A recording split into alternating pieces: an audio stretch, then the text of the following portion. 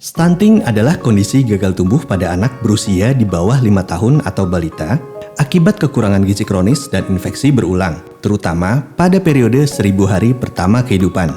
Stunting mengakibatkan tinggi badan anak lebih pendek dari teman sebayanya, rentan terhadap penyakit, dan gangguan perkembangan kecerdasan.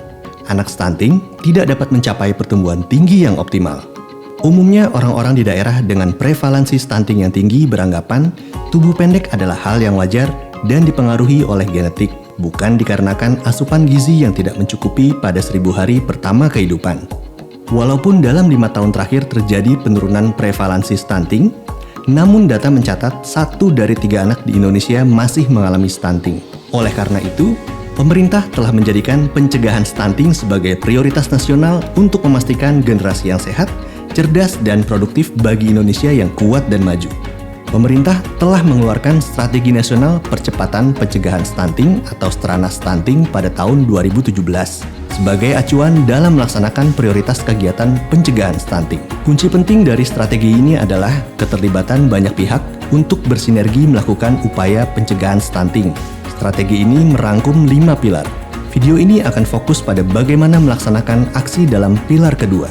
Pilar 2 Stranas Stunting fokus pada kampanye dan komunikasi perubahan perilaku atau Strakom. Pedoman Strakom nasional ini dijadikan rujukan dalam penyusunan Strakom lokal. Kementerian Kesehatan dan Dinas Turunannya di kabupaten atau kota menjadi penanggung jawab untuk komunikasi perubahan perilaku. Sedangkan Kementerian Komunikasi dan Informatika serta Dinas Turunannya di kabupaten atau kota menjadi penanggung jawab untuk kampanye. Bagaimana pembagian tugas pelaksanaan Strakom Stunting lokal? Pemerintah provinsi berperan sebagai pengayom pemerintah kabupaten atau kota. Pemerintah kabupaten atau kota sebagai perencana program dan anggaran serta koordinator utama bagi pelaksana program. Pemerintah desa sebagai pendukung dan pelaksana komunikasi perubahan perilaku di desanya masing-masing. Puskesmas bertugas meningkatkan kapasitas tenaga kesehatan dan kader posyandu dalam melaksanakan komunikasi antar pribadi kepada masyarakat. Lalu, apa yang harus dilakukan pemerintah daerah yang menjadi lokus stunting? Pertama, membuat regulasi lokal sebagai payung hukum. Di dalamnya, mengatur pembagian tugas dan anggaran untuk menyusun dan melaksanakan Strakom Stunting. Kedua, membuat Strakom Stunting lokal yang menjelaskan apa, siapa, dan bagaimana komunikasi perubahan perilaku stunting ingin dilakukan, disesuaikan situasi, kondisi, serta kearifan lokal masing-masing daerah. Sekarang, mari kita pelajari lebih dalam tentang Strakom Stunting. Mengapa Strakom Stunting lokal perlu dibuat?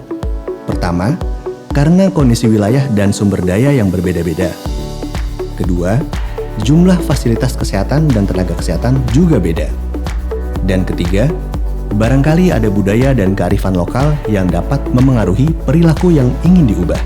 Perubahan 6 perilaku kunci dalam Strakom Stunting difokuskan pada 1.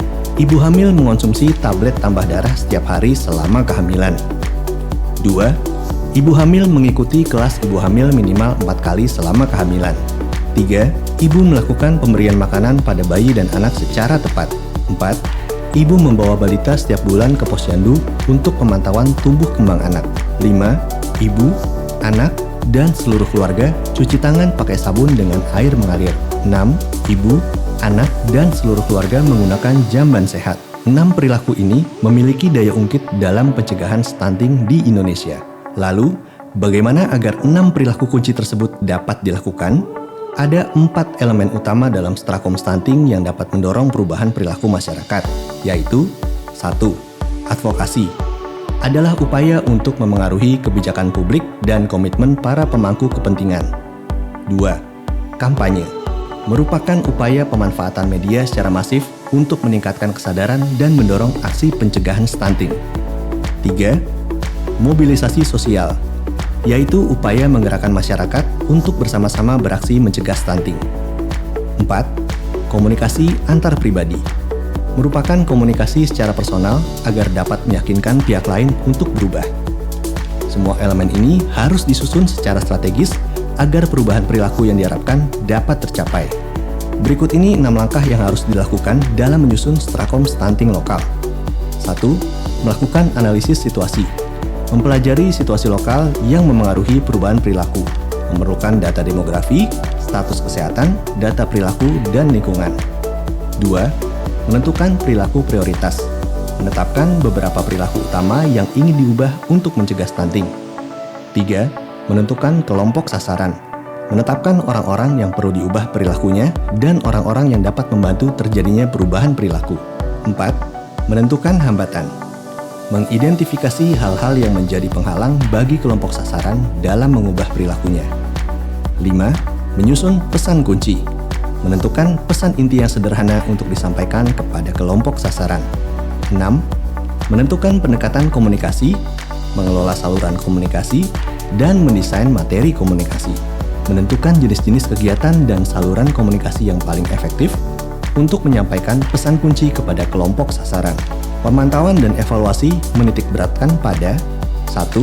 Pelaksanaan kegiatan komunikasi perubahan perilaku. 2. Keterampilan komunikasi petugas kesehatan dan kader dalam mencegah stunting. 3. Masyarakat mau melakukan 6 perilaku kunci dalam mencegah stunting. Kita telah diperkenalkan cara menyusun Strakom. Untuk lebih mengetahui tentang langkah-langkah penyusunan Strakom stunting, silakan mempelajari bahan ajar dari Kementerian Kesehatan. Selamat mempraktikkan.